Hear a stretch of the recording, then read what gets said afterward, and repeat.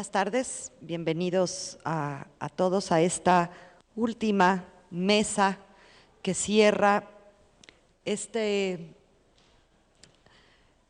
día tan intenso que hemos hablado sobre la violencia y las violencias en México de maneras y de perspectivas distintas.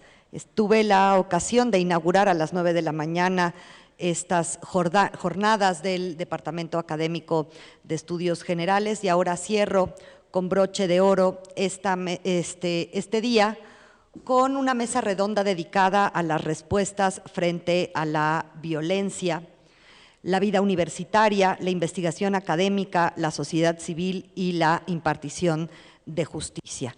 Voy a presentar ahorita a dos de los ponentes que serán los que van a hablar en primera instancia y posteriormente presentaré a los otros dos para que no se les olvide quiénes son, porque si no presento ahorita y luego ya se les olvida. Tenemos el honor de contar con la doctora Paula García Villegas, ¿sí? Licenciada en Derecho por la Universidad Nacional Autónoma de México y licenciada en Economía por el Instituto Tecnológico Autónomo de México, o sea, nuestra casa. Cuenta con el grado de Master of Law por la London School of Economics and Political Science, University of London, y obtuvo el doctorado en Derecho por la UNAM. Actualmente es magistrada federal en el Tercer Tribunal Colegiado en materia civil del Primer Circuito. La magistrada García Villegas se ha distinguido por su incansable labor a favor de los derechos de las personas a través de la resolución de sentencias elaboradas desde una óptica progresista con amplia sensibilidad social y erudición jurídica. Asimismo, tengo al doctor Vidal Romero, jefe del Departamento de Ciencia Política del ITAM, ya muchos de ustedes lo han de conocer. Es licenciado en Derecho por la Universidad de Guadalajara, maestro en Políticas Públicas por el ITAM y doctor en Ciencia Política por la Universidad de Stanford. En su investigación actual analiza las condiciones bajo las cuales tanto el Estado como las organizaciones criminales logran penetrar a la sociedad. Es codirector del Centro de Estudios sobre Seguridad, Inteligencia y Gobernanza del ITAM. Así le voy a dar la palabra en primera instancia a la doctora Paula García Villegas. Agradezco su presencia esta mañana. Soy ex-ITAM también y me da mucho gusto estar nuevamente en mi casa de estudios. A los organizadores también mi agradecimiento. Este es un tema muy sensible socialmente. Estoy abierta a preguntas y respuestas igualmente. Y para tratar el tema de la violencia, tenemos que partir un poco de la historia e igualmente de la situación internacional. Y quiero, porque pareciera cuando uno lee a algunos de los autores, y aunque este libro ya es de 2012, seguramente lo han leído, ¿Por qué fracasan los países? Es recomendable, se va a volver un clásico dentro de muy poco tiempo, aunque fue elaborado en la época del neoliberalismo, todavía que en el mundo esto está cambiando, pero pareciera que toca el aspecto de México. Pareciera que cuando aborda cualquier otro país estamos en presencia igualmente de lo que está sucediendo en México y abren los autores con algo muy interesante, dicen.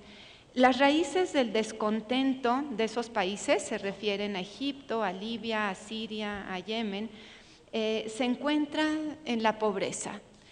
Y yo creo que, y además sobre Egipto, haciendo alusión a una persona a Noah Hamed, que entrevistan, dice: sufrimos debido a la corrupción, la opresión y la educación deficiente.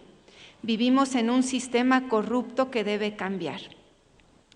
Y así nuevamente encontramos sobre Túnez, por ejemplo, represión, ausencia de justicia social, negación de canales para el cambio pacífico, es una bomba de relojería. Esto se refleja muchas veces, y a mí me preocupa que se diga, tenemos que darle la vuelta a la hoja, no podemos estar refiriéndonos al pasado. Yo creo que el pasado marca el presente y también traza el futuro.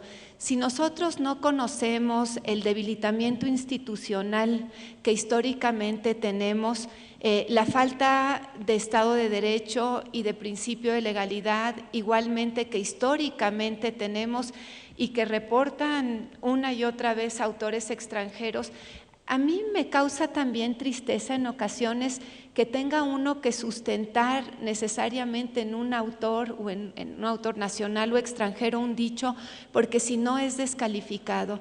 Me preocupa, eso me preocupa, porque la libertad de pensamiento se tiene que dar, pero creo que el origen, estamos viviendo momentos complejos, pero el origen de la violencia se da en el debilitamiento institucional, en la falta de igualdad y en la falta de una sociedad meritocrática, basada en méritos, con principios en donde cada persona que desee por méritos propios tener un ascenso social, no lo tiene, por cotos históricos de poder, por privilegios de esos cotos históricos que hay e inclusive que se ven reflejados en la justicia con su intimidación y con un resultado en donde si una sentencia no va a gustar con un juzgador que es progresista o que es garantista, se le empieza poco a poco a lo largo del juicio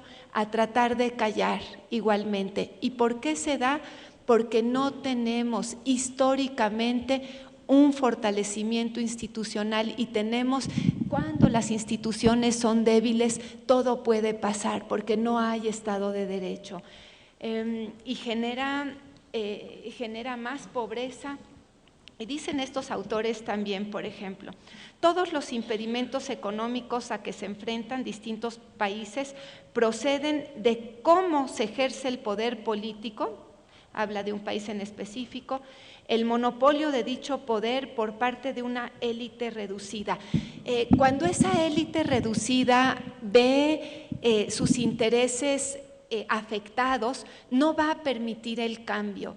Y a mi parecer se necesita permitir el cambio para dar oportunidad de tener otra salida distinta en la que se transite hacia la paz. Me pidieron que les hablara de una sentencia en particular, pero son varios aspectos los que quiero tomar de la violencia hacia los juzgadores. Una es la que ya comenté, que no gusta cómo es un juzgador progresista o garantista o legalista también, y empieza lo que se conocen como recusaciones e impedimentos. Pero estas recusaciones e impedimentos, el lenguaje es muy soez y el lenguaje es un lenguaje que ustedes no conocen, pero tratan de intimidar al juzgador. Con la disculpa por leer este lenguaje, pero me permito hacerlo para que ustedes lo conozcan, porque también influyen mucho los líderes de opinión en esta falta de fortalecimiento institucional, y con una disculpa de decirlo de esta manera, si un líder de opinión con todo el canal de comunicación que tiene empieza a desprestigiar a un funcionario público de cualquier poder público, sin el sustento suficiente, con el simple hecho de debilitarlo, de hacer que pierda credibilidad, quien pierde es el país. Y tenemos algo que ellos no ven y que ustedes tampoco ven, pero nosotros sí vemos en los escritos. Los líderes de opinión también tienen que abonar a la paz, a pacificar el país con sus palabras y no permanentemente estar denostando cada cuestión positiva que se hace o algún cambio positivo que se hace, denostarlo. Tenemos que tener pensamiento crítico siempre. Y yo lo que les digo a las futuras juezas y a los futuros jueces, ¿cómo se fortalecen ustedes?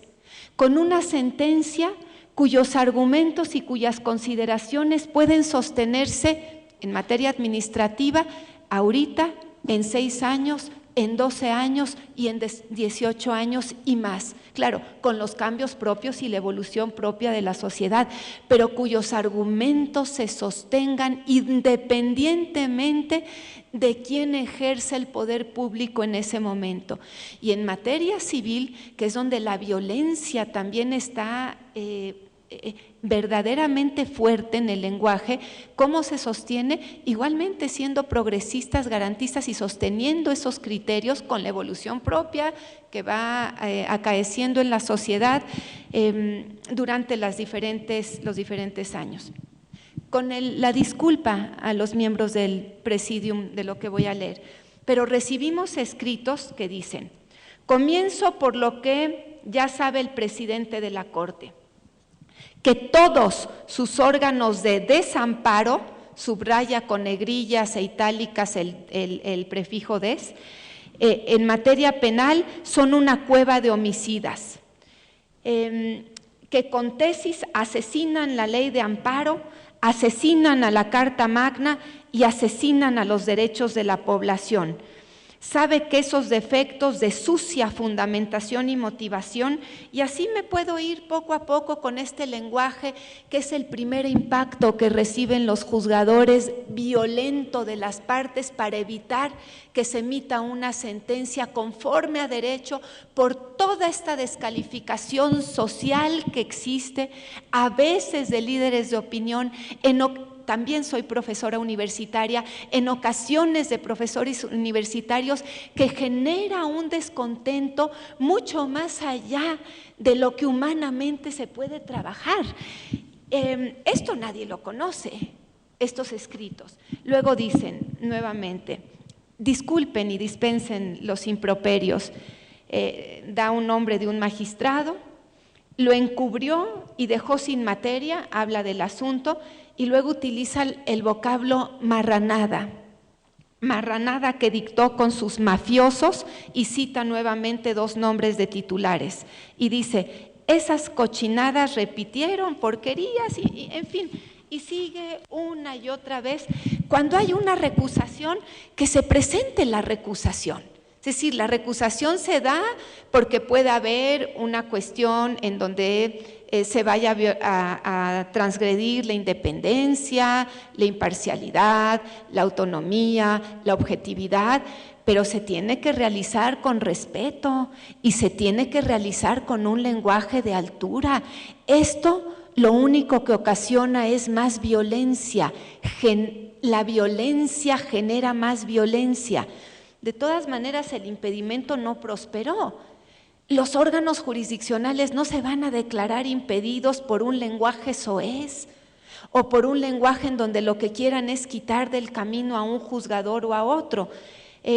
Traje les decía, como ejemplo, pero hay infinidad de ejemplos. Esta es una de las partes que vive el juzgador día con día: los impedimentos, las recusaciones, las quejas administrativas igualmente, los recursos de revisión. Y a mí me parece, se los digo a los miembros de la mesa, muy preocupante el grado de violencia que se vive entre las partes en materia civil, especialmente conocemos también la materia familiar, en materia familiar y propiamente en materia civil mercantil. Las partes están muy desavenidas y eso tampoco es sano para la sociedad. Tenemos que encontrar válvulas de escape, porque nunca van a estar de acuerdo con una resolución cuando las partes están tan desavenidas y van a descalificar al juzgador. Con la descalificación del juzgador nuevamente viene la falta de fortalecimiento institucional y la falta de credibilidad en un poder público. Los juzgadores, desde luego somos personas físicas, pero somos representantes del Estado para impartir justicia con la delegación que el Estado nos da por la vía institucional. ¿Quién está sentado en la silla de juez o magistrado? Es indistinto. La persona física es indistinta. Es el ente del Estado, es el juzgador el que tiene que tener credibilidad porque está impartiendo justicia por la vía institucional. De manera que las descalificaciones para debilitar al funcionario público, genera pérdida de credibilidad y genera también una resistencia al cambio que hasta este momento no he comprendido. Traje la sentencia, desde luego se da en otros países esta violencia en contra de juzgadores. Hay un estudio de la Comisión Internacional de Juristas sobre lo que acaece en Colombia igualmente, y les traigo uno de los asuntos que me pidieron que comentara para que vean cómo existe entre las partes, tratan de callar al juzgador y la única consecuencia que generan es esta cuestión de más feminicidios, de una demanda social porque parece que no se hace nada, cuando sí se hace, pero no permiten que se vea lo que se hace porque callan a la autoridad correspondiente cuando lo único que está haciendo es su trabajo. A la mitad le gusta y a la mitad no le gusta lo que hace un juez, siempre. Un juez es una persona, juez y jueza, un juzgador es una persona muy solitaria y se tiene que quedar cada vez más sola, porque no estás para caer bien, sino para que tus resoluciones se sostengan con los argumentos, con la fundamentación y la motivación. Siempre la naturaleza humana es compleja.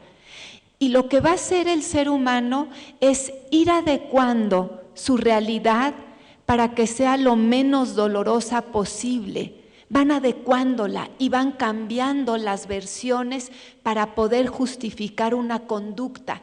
Y cuando ya esa conducta llega con el juzgador, es una conducta en donde las partes están convencidas, claro, habiendo modificado la situación, convencidas de lo que hicieron y convencidas para justificarse de lo que hicieron.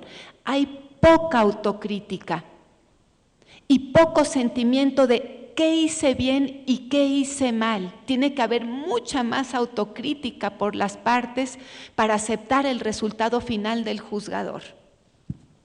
En esta, por ejemplo, se pidió, desde luego está revocada, pero se pidió desde el año 2010 que se hiciera la declaratoria de alerta de género en el Estado de México. Esta sentencia, la versión pública la pueden sacar de la página del internet. Es muy importante que tengan acceso a la información pública, gubernamental, y todas las autoridades estamos obligadas a ello. Es el juicio de amparo indirecto 429-2015 del índice del Juzgado Segundo de Distrito en materia administrativa de aquí de la Ciudad de México, en donde lo que se manifestó es que desde 2010 se pidió la declaratoria de alerta de género. Cuando vienen en el 2014 hubo un primer amparo, se concedió el amparo y no pasó nada. Llega este segundo amparo, se pide en el Sistema Nacional de Prevención, Atención, Sanción y Erradicación de Violencia contra las Mujeres que se emita nuevamente la alerta de género con consecuencias materiales ya, y la respuesta que dio el Estado está transcrita, todo esto es público, y se dijo lo siguiente: asombra lo que se dijo, porque se minimizó. Y por eso no funcionó la alerta de género, porque se debilitó a las instituciones, se debilitaron a las instituciones, dijo una de las partes, desde 2010. Ayer comentabas y lo decías, que desafortunadamente nosotros creíamos que esto era un pacto partidista y que era un acto que se estaba utilizando para otros medios, para fines políticos. Va Peña a juicio por feminicidios. Se está politizando esta situación y luego se transcribe en la sentencia lo que estaba en el expediente. ¿Cómo es posible que se pueda tomar a mujeres como un pretexto, como un vil pretexto para tratar de llevar al caldazo a otra persona? Se refiere al expresidente Peña Nieto. Y continúa: desprestigiar la labor del gobernador del Estado de México más allá de los derechos. A ver, lo primero que le surge a la jueza es: esto no es una cuestión política. Los feminicidios y la violencia de género surge en el ámbito doméstico, surge en el ámbito de lo privado normalmente se da por la pareja o por el cónyuge y normalmente son evitables las muertes. Empieza con gritos, se eleva a empujones y a golpes y termina con la muerte. De manera que en principio no debió de haberse manejado y haberse hecho argumento alguno que tenía que ver con una cuestión política. En principio, el Estado ni siquiera era responsable de las muertes que suceden en el ámbito de lo privado, pero sí es responsable de la parte que le corresponde, que es la declaratoria de alerta de género, la sensibilización de lo que está sucediendo con esta violencia de género y de los estereotipos de género que también tienen que cambiar. De eso sí es responsable el Estado, pero se tiene que dejar trabajar a las distintas instituciones del Estado. Si una de ellas, el Ejecutivo federal o en su momento local, no permiten que uno de los aparatos del Estado trabaje y no permiten cuando llegue a la justicia que la otra parte del Estado trabaje, pues la consecuencia es que no funcionan las leyes, la ley para erradicar y prevenir la violencia de género, porque no funciona ninguna de las estructuras de poder público que tienen que dar respuesta. Nosotros tenemos que dar respuesta a la sociedad. ¿En qué ámbito? En el que nos corresponde, conforme al marco legal, constitucional y de derechos humanos y de tratados y convenios internacionales. Esa es nuestra obligación, pero tienen que permitirlo las otras estructuras de poder público. Una de las cuestiones que más llamó mi atención como jueza, cuando mandé pedir los datos con la responsabilidad que tiene un juzgador de hacerlo, una muerte es lamentabilísima, pero una muerte no da para una declaratoria de alerta de género. Pero estaban diciendo que había 1.500 muertes.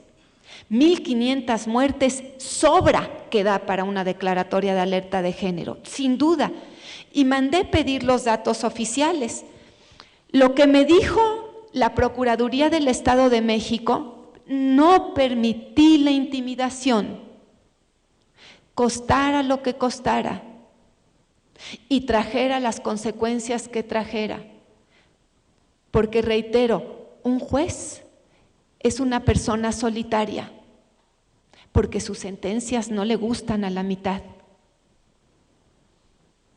Y a la otra mitad, lo único que dice es, tenía razón y es una razón que la justicia me dio. De manera que tampoco quedas bien con esa otra mitad, pero no es el objetivo del juzgador. Lo que dijo la Procuraduría General de Justicia del Estado de México, a través de la gente del Ministerio Público, fue lo siguiente: por el simple hecho de solicitar cifras oficiales, tienes que tener datos oficiales y tienes que tener datos, la parte quejosa, que era una ONG, decía, creo que de 2010 a 2014 hay 1.500 muertes de mujeres por feminicidio, pero un juez no se puede basar en el creo, tiene que solicitar datos a las autoridades de procuración de justicia que los tengan. Y creo que uno de los grandes temas en la violencia en México es la procuración de justicia.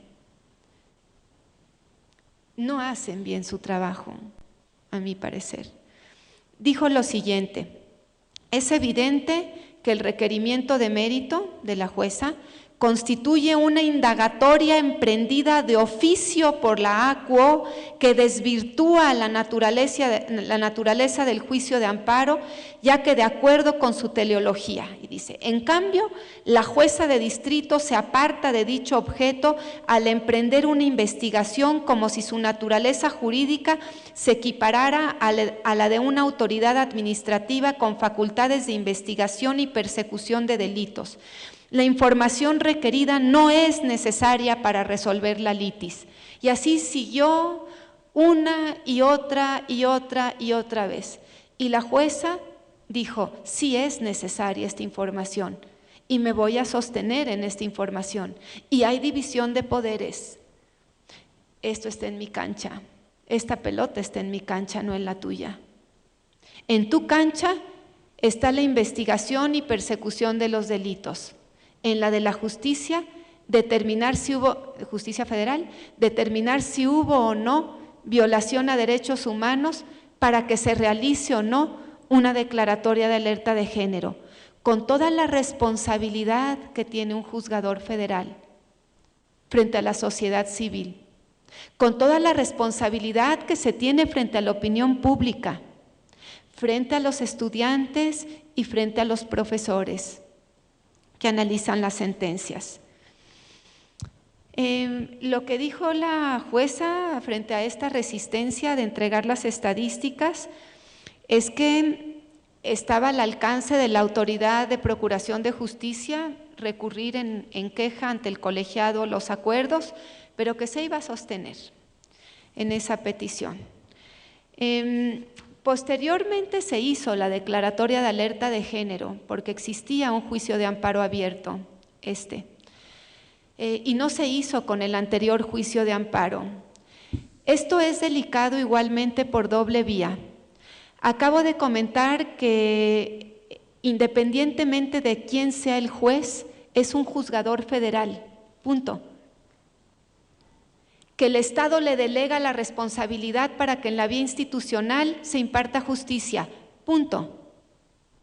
Y no puede ser que en función de la persona física la autoridad tome medidas para decir, entonces sí hago la declaratoria de alerta de género para que no se vaya a conceder una sentencia de amparo en la que la justicia de la Unión ampare y proteja a los quejosos. Y con el otro juzgador no se hizo la declaratoria de alerta de género. La justicia es única. Todos son juzgadores, cada quien autónomo, independiente, imparcial y objetivo. Pero no puede ser que en función del juzgador, entonces el actuar de la autoridad. Una vez que se hizo la declaratoria de alerta de género, empezaron los oficios para que se sobreseyera en el juicio, uno tras otro, tras otro, tras otro más. Y la jueza lo que hizo fue solicitarle a la parte quejosa que si quería medidas reparatorias, una disculpa pública por el retardo.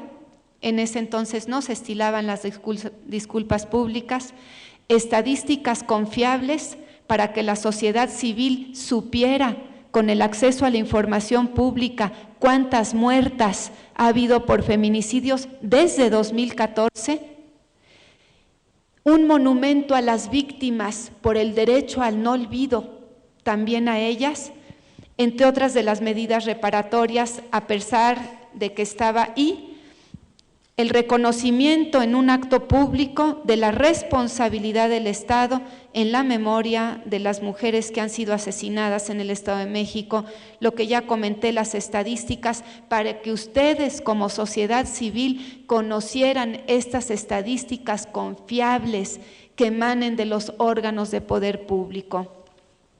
Les hago la historia corta. Los feminicidios sí pueden ser evitables si las instituciones se fortalecen, si se sensibiliza a la sociedad civil.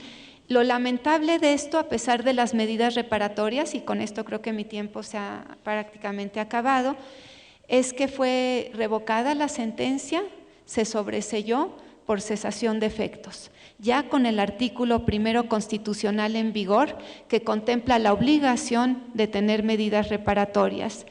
Esta sentencia es una más, igual que el escrito que les acabo de leer, de las muchas sentencias revocadas que tienen los juzgadores en donde pretenden fortalecer alguna institución del Estado, en particular al Poder Judicial. Y lo que he hecho a últimas fechas en el tribunal colegiado es, por ejemplo, cuando no se acata una sentencia en cuestiones de derecho de familia, que está sub iudice una sentencia y la madre se lleva a la niña a Colombia, por ejemplo, con todavía sub iudice, viene de vuelta. lo que sucedería en otro país en donde las instituciones son sólidas, en Estados Unidos, Australia, Reino Unido, donde hay una división de poderes y un fortalecimiento claro institucional, en donde hay sociedades meritocráticas, en donde existe igualdad y cuando menos relativa, aunque hay distribución del ingreso desde luego dispar en todos los países, pero relativa igualdad distributiva del ingreso, ahí las instituciones le sirven a la gente. No hay cotos de poder, ni cotos de los privilegiados frente a estas instituciones del Estado. ¿Qué es lo que hizo el tribunal? La niña tiene que regresar, no se la pueden llevar, porque no se puede debilitar un mandato judicial.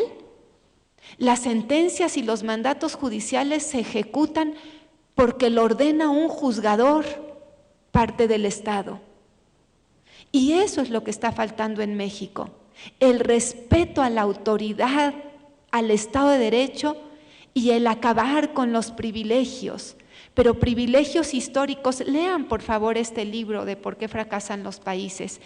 Y entre otras muchas cosas, hay que basarnos en el talento y ver lo que está sucediendo en otros países para darnos cuenta que el descontento social, termino con lo que empecé, está también en alguna medida en la pobreza y en la falta de oportunidades educativas de calidad, parejas para todos los niños, niñas, adolescentes y personas mayores también, y falta de oportunidades laborales.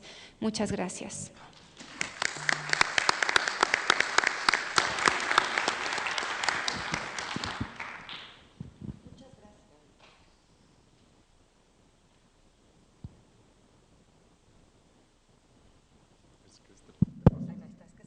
Que es de los nuevos. Muchas gracias, doctora magistrada Paula García. Siguiendo con este primer bloque de nuestra mesa redonda, le cedo la palabra al doctor Vidal Romero para que nos hable también de su perspectiva sobre la violencia. Muchas gracias a Estudios Generales y a Arturo por la invitación para presentar aquí. Yo me voy a enfocar sobre todo, ya han hablado en otras mesas sobre los distintos tipos de violencia en distintos ámbitos de la vida de todos nosotros. Yo me voy a enfocar en violencia criminal y me voy a enfocar en ver los puntos principales que desde el mundo académico, para lo que existe evidencia sobre básicamente qué sí sabemos sobre lo que está pasando en México, muy enfocado a entender, bueno, y qué hacemos, ¿no? con este problemón que tenemos. Solo unas slides de inicio para… Déjenme ver si… Creo que no quiere. Bueno, unas slides de inicio para contextualizar lo que está pasando en tiempo y espacio. Primero, la violencia no es algo nuevo en México, es un país que históricamente ha sido violento, pero ha habido mucha variación y el tipo de violencia va mutando en el tiempo. Si le das a la siguiente. Estos son datos de homicidios de 1931 a 2018 y pueden ver, digamos, toda la época del Priato. No fue una época pacífica. Esta idea de la paz priista pues es uno de los muchos mitos que nos han querido vender, pero sí fue una época de pacificación, que es algo muy distinto. ¿Y cómo lograron eso? Bueno, básicamente es la época de la creación de las instituciones que hoy tenemos en este país, ¿no? Y hay muchísima evidencia, no solo para México, para muchos otros lugares, que cuando se institucionaliza el poder y el traspaso del poder, aunque vivíamos en una autocracia en ese tiempo, eso colabora para reducir la violencia y que los conflictos se resuelvan de otras formas. Luego vienen los 70s, 80s, en donde tenemos niveles de violencia muy parecidos a los que tenemos hoy en día. Lo que pasa es que también bueno, los que vivimos esa época, veo que muchos aquí, ¿no?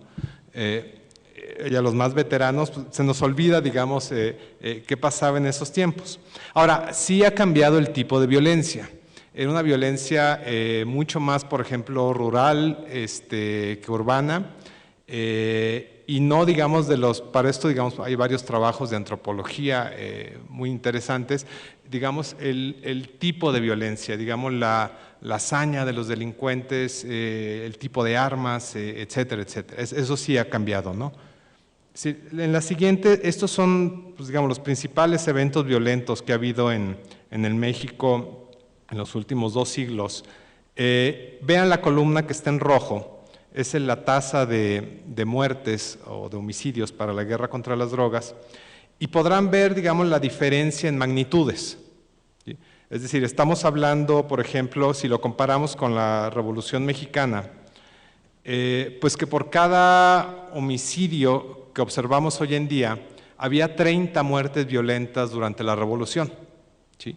Y con esto no quiero minimizar lo que nos está pasando ahorita, pero sí es importante entender, digamos, de qué animal estamos hablando, ¿no? Cuando hablamos de violencia criminal. ¿Le das a la siguiente, por favor? Gracias. Esta es una gráfica muy bonita que hizo una organización que se llama Data Cívica, que son algunos exalumnos y exalumnas de aquí del ITAM, que nos dice cómo se distribuye los homicidios por municipio, en términos de número. Las 2 barras de abajo, las que están en rojo y en morado, son municipios en donde o hay 0 o hay hasta 5 homicidios en ese año.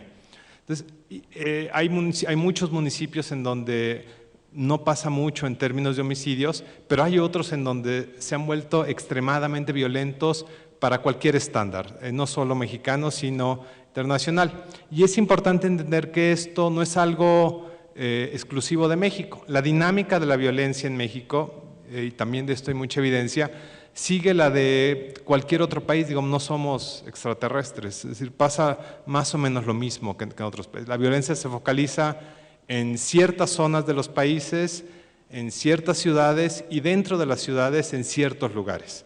¿Sí? Esto lo sabemos y México no es la excepción en este caso, ¿no?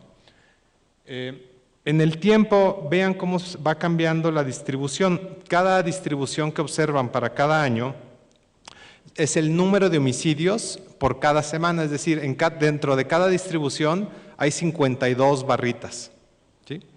Y eso crea la distribución. Vean cómo esto sí ha ido cambiando hacia distribuciones más violentas y con menos casos en la cola izquierda, que serían los municipios donde pues no pasan las semanas en donde no pasan muchas cosas. Cada vez pasan más cosas en más semanas. ¿Sí? Es decir, sí ha ido empeorando esto, ¿no? Y 2018 y 2019 muy probablemente van a estar del lado derecho, siguiendo esa distribución, ¿no? Sobre violencia criminal. Gracias.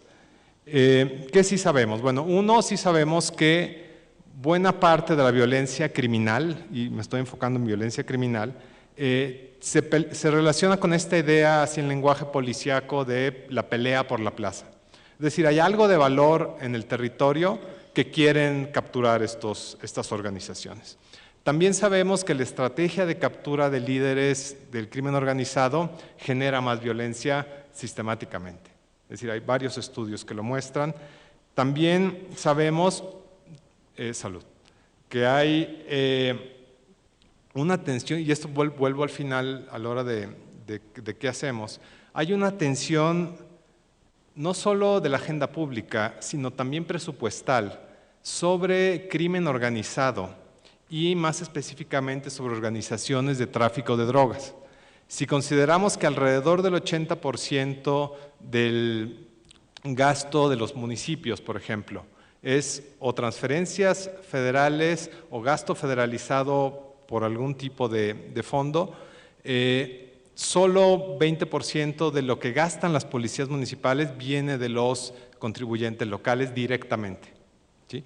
Esto genera un problemón en términos de que la federación le está torciendo la mano a los alcaldes para que anden persiguiendo narcomenudistas, para que anden haciendo labores de inteligencia, a ver dónde está Ovidio, o el Chapo, o el Chapito, o el Chapote, o quien sea.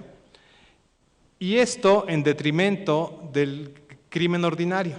Si ustedes le preguntan a cualquier persona, así aleatoriamente en la calle, si prefieren que capturen a Ovidio o que ya no los asalten en un microbús, pues claramente van a preferir no ser asaltados. Lo de Ovidio es medio anecdótico en muchos sentidos, y ahorita vamos a hablar un poquito más de esto.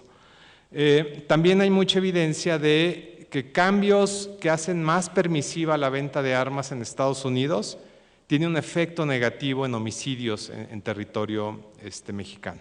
De eso también hay bastante evidencia suficiente, ¿no? Luego, sobre el otro foco, digamos, de violencia criminal, que es el mercado de drogas.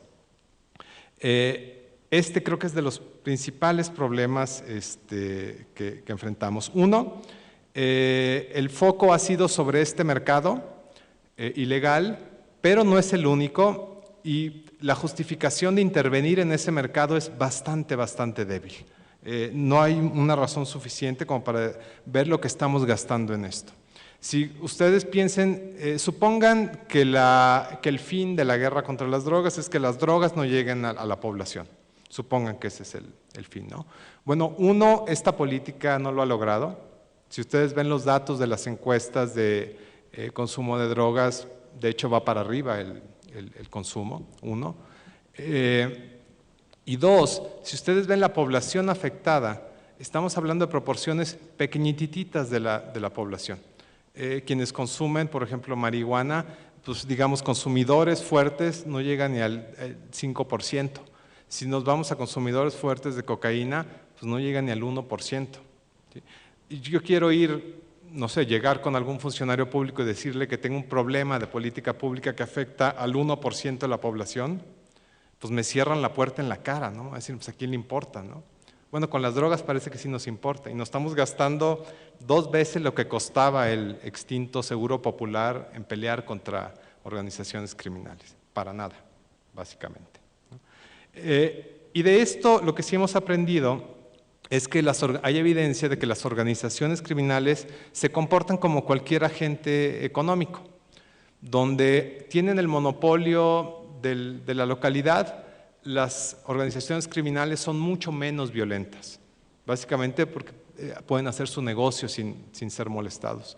Donde hay competencia o donde hay evidencia de que la autoridad no está en colusión con estas organizaciones, lo que vemos es mucha más violencia. Y de esto también hay suficiente evidencia, ¿no? Yo creo que a la que sigue, si quieres. Okay. Bueno, ya para terminar, ¿qué hacemos? Creo que lo primero es, digamos, pensando en esta acumulación de conocimiento que ha habido, es repensar el problema, ya no como un tema policíaco. Hay un sesgo también en los tomadores de decisión de políticas públicas, en términos de pensar que hay en el universo de las políticas públicas una N óptima de policías o agentes de fuerza del Estado que va a solucionar el problema. Y el punto es cómo llegamos a esa N. ¿Sí? Y este sesgo ha sido porque mucha de la gente que está al frente de esto o han estado en la policía o en el ejército, y ese, digamos, es como el mindset de estos agentes, de tomadores de decisión. ¿Sí? Yo aquí tengo mis dudas, es decir, uno, que sea eficiente llegar a esa N, sería el primer problema, y segundo, que sea eficaz llegar a esa N, es decir, que efectivamente, que si el Estado le echa ganitas, va a poder acabar con el problema. Yo tengo mis dudas, yo creo que este es un problema como de libro de texto de políticas públicas, en donde lo que te dicen es, antes de pensar en las soluciones del problema, lo que tienes que hacer es hacer el problema más pequeño, más manejable. De este tamaño de problema, con tus recursos no lo vas a poder solucionar de esa forma. ¿Sí? Eso no quiere decir que no tenemos que pensar en tener policías fuertes. Esto es algo que debemos hacer sí o sí. Haya guerra contra las drogas, no haya guerra contra las drogas, eso va en paralelo. Y si ustedes van a cualquier país donde hay orden, pues lo que van a ver son policías muy fuertes. Pero esto va en paralelo, es decir, es algo necesario y es una herramienta fundamental del Estado, pero no es la herramienta que nos va a solucionar este problema que tenemos actualmente. Digamos, estamos con un martillo queriendo poner un tornillo. ¿Sí? Ese es parte del problema. ¿Qué sí sabemos? Bueno, uno, y cada vez hay más evidencia de esto, legalización de drogas. ¿Qué va a ser legalización de drogas? Legalización de drogas no es la solución mágica de nada, pero por lo menos sí va a liberar un montón de recursos. ¿Sí? Y esos recursos les podemos buscar un uso mucho más eficiente que el que tenemos ahorita. ¿Sí? Eso es, digamos, eso es pues, casi hasta obvio, ¿no? Lo segundo es un problema de conexión fiscal, y este es más complicado porque aplica para seguridad, pero si estuviera hablando de gasto social, les estaría diciendo exactamente lo mismo, que hay una pérdida entre quienes pagan impuestos, pérdida de conexión entre a dónde pago mis impuestos y quién me da esos servicios. ¿Sí? Y esto es general, pero bueno, esto lo que haría sería generar muchos más incentivos a los locales para combatir el crimen ordinario, que es el que ataca a la gran mayoría de la población y a las economías locales, ¿no? El tercer tema, importante es reducción del tráfico de armas. Reducir el tráfico de armas no va a hacer que no haya conflicto entre organizaciones criminales, el conflicto va a seguir, pero se va a resolver por medios menos violentos. Por ejemplo, en el Reino Unido han sido muy buenos para no dejar entrar armas, por ejemplo.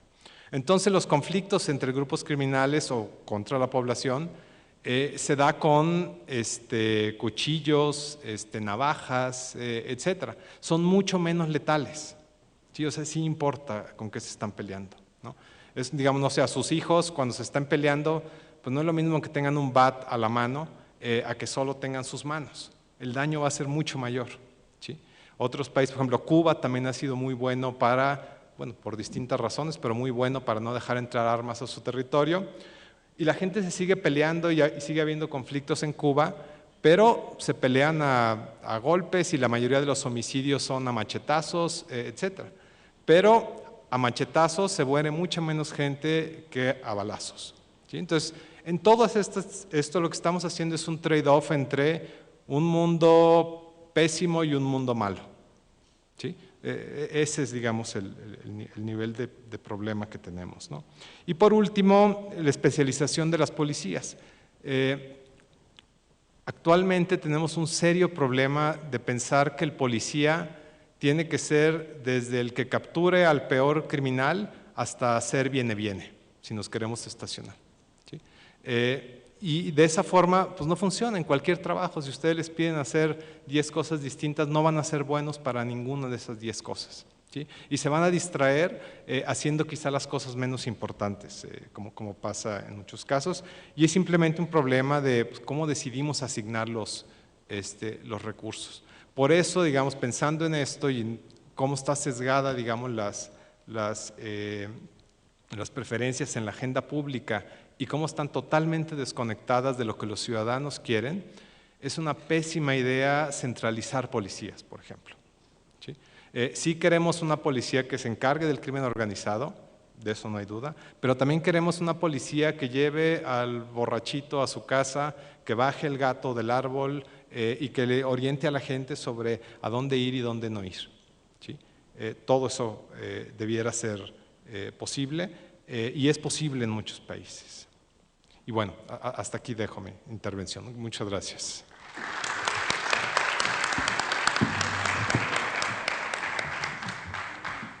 Muchas gracias, doctor Romero. Voy a dar paso a una pequeña sesión de preguntas y respuestas por parte de la doctora Paula García y por parte del doctor Vidal Romero, debido a la agenda de nuestros ponentes, y eso me dará pie a presentar al segundo bloque el día de hoy. ¿Hay alguna pregunta que le quieran hacer a la doctora Paula García o al doctor Vidal Romero sobre lo que acaban de presentar?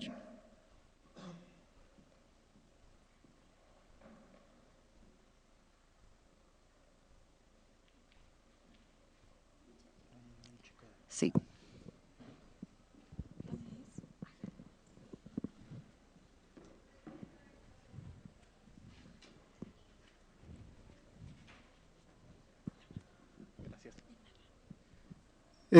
Mi pregunta es para el doctor Romero. Con el último punto que mencionó, con el hecho de que las policías no deben de estar, bueno, que sí debe de haber una fuerza que sea mayor, que sería en este caso, digamos, la federal, pero también que haya policías que se encarguen de los trabajos más simples. Mi pregunta es, con el hecho de que en muchos estados se tiene por ley que la policía municipal debe ser la primera respondiente y en realidad es la menos equipada, ¿qué es lo que usted propondría para poder cambiar esto? Mira, la norma lo que está detrás de esa idea es que son los que están más cerca y son los que están presentes y patrullando en las calles, ¿no? Y ahí depende pues de qué estemos hablando, es decir, si estamos hablando de una balacera por un asalto, si estamos hablando de un enfrentamiento entre narcotraficantes, etcétera. La Fuerza Federal no puede estar presente en todo el territorio, ni lo está en ningún país, ¿sí? Entonces, digamos, no es una norma, digamos, que necesariamente contradiga la idea de especialización, sino lo que estás hablando es de un estado de emergencia, ¿no? Es decir, en un momento dado en donde no hay nadie más, bueno, sabemos que ellos sí están ahí. Pero debiera haber luego mecanismos para que intervengan las policías estatales y las federales especializadas, ¿no? Distinguiendo de la emergencia del día a día del trabajo de las policías, ¿no? Creo que ese sería el balance de esto.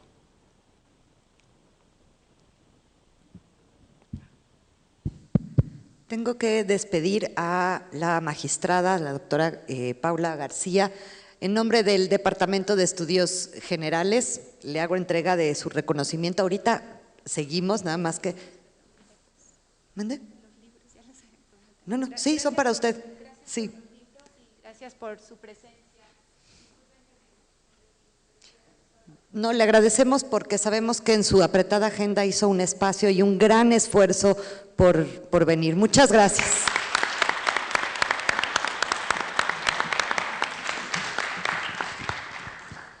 ¿Alguna otra pregunta para el doctor Vidal Romero? O si quieren continuamos y podemos esperar al final y juntar más preguntas. En este segundo bloque me acompañan la doctora Joyce Satka, profesora investigadora afiliada al Departamento de Derecho y al Centro de Investigación Económica del ITAM. Es licenciada en Matemáticas por la American University of Beirut. Líbano, maestra en Economía por la Universidad de Rice. Estados Unidos, doctora en Economía por la Universidad de Rice y doctora en Jurisprudencia por la Universidad George Mason. En los últimos 5 años ha realizado más de 8 experimentos de campo en tribunales laborales, algunos relacionados con la supervisión, el control de calidad, los incentivos, el suministro de información estadística a las partes y la conciliación. Y por el otro lado tengo el gusto de presentarles al doctor Francisco Rivas Rodríguez. Él es el director general del Observatorio Nacional Ciudadano de Seguridad, Justicia y Legalidad, consultor para México del National Strategy Information Center, licenciado en Economía y Comercio por la Università degli Studi de Perugia, Italia, licenciado en licenciado en Psicología por la Universidad Autónoma de Baja California. Cuenta con la especialidad en Cultura de la Legalidad de la Facultad Latinoamericana de Ciencias Sociales, Flaxo, sede México. Es maestro en Psicología por el Centro de Estudios Tecnológicos Superiores de Monterrey y es doctor en Estudio del Desarrollo Global por la Universidad Autónoma de Baja California y la Universidad de California en Los Ángeles. Le cedo la palabra a la doctora Joyce Satka.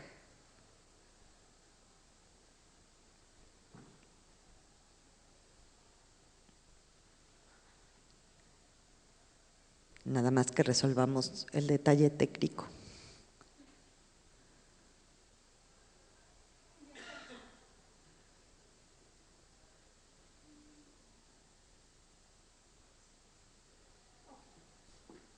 ¿Sí me escuchan? Sí, me escuchan, ¿no?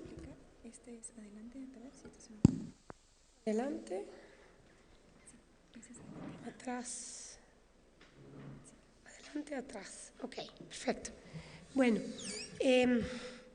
pues en realidad yo he trabajado sé qué le hice.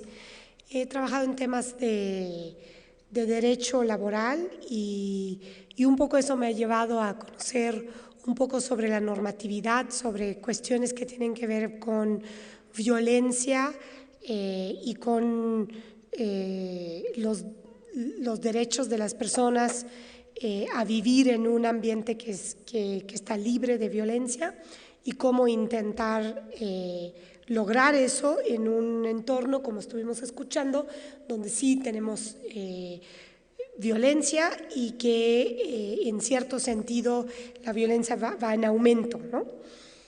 Pero en realidad la razón que me pidieron hablar aquí hoy tiene que ver con el tema de cómo tratamos la violencia, en particular la violencia de género y en la vertiente del acoso sexual dentro del ámbito de la universidad, que por eso el doctor Arturo Peláez me invitó, porque he estado en una labor de renovar y cambiar nuestro protocolo en contra del acoso. Entonces les voy a platicar un poquito sobre esto. En 2018 el ITAM adoptó una política en contra del acoso sexual, pero esta política tenía unas lagunas, imprecisiones, y aquí tengo una lista de cosas que la gente no sabía. Por ejemplo, no se sabía muy bien cómo un alumno o alumna podría iniciar una queja, en cuáles circunstancias se aplica o no aplica, cómo manejamos el tema de la confidencialidad y en particular si aplica la confidencialidad en todas las circunstancias, porque a veces es prácticamente imposible. Se procede con una investigación con cualquier queja, quién decide si se investiga o qué es lo que no se investiga, si existen medidas restaurativas, ¿no? Entonces, basado en todas estas preguntas que la gente tenía y porque este tema no había sido enfrentado realmente por el ITAM, aunque yo me imagino que había situaciones de violencia de género, de acoso y de acoso en particular de tipo sexual pues, durante muchos años. Entonces se hace un primer intento de protocolo, es medio vago, no define algunas cosas bien y obviamente eso, en lugar de inspirar más confianza en la institución, pues probablemente inspira menos confianza, ¿no? Porque ahí está, pero es una cosa de una hoja y media, no se entiende nada y la gente tiene menos confianza por eso en la institución. Bueno, entonces, ¿qué hicimos? Pues rehacer el protocolo. Básicamente se trabajó primero con definiciones, porque evidentemente el acoso sexual no es algo que existe así en un vacío solito, sino es parte de la cuestión de la violencia de género. Tiene que ver con el acoso, tiene cosas muy similares, por ejemplo, con un acoso laboral. Tiene cuestiones que tienen que ver con el consentimiento o la falta de consentimiento. Tienen cosas que ver, sobre todo en un ambiente universitario donde tenemos jerarquías en todas partes. Tiene que ver con el abuso de poder. Entonces, pues se tuvieron que definir estos temas. También el protocolo especifica mejor a cuáles personas aplica y cuál es el ámbito, digamos, los hechos o lo alegado que sí se cubre en el protocolo. Y finalmente habla del procedimiento, donde tenemos 5 pasos que podríamos hablar: cuáles son las autoridades receptoras, la presentación de la queja, 2 comités, que ahorita les platico un momento un poquito más, y el dictamen y el resultado del dictamen. El procedimiento fija unas autoridades receptoras, que esto no cambia desde el primer protocolo. Son 5 direcciones generales, podríamos llamarles, del ITAM, y que tienen que ver con espacios, con los 2 campus, con la biblioteca, con quien esté a cargo como jefe último del personal administrativo, porque pueden tanto ser sujetos de quejas como ser personas quejosas. Obviamente la dirección escolar, que es el punto de contacto más frecuente para los alumnos y más general.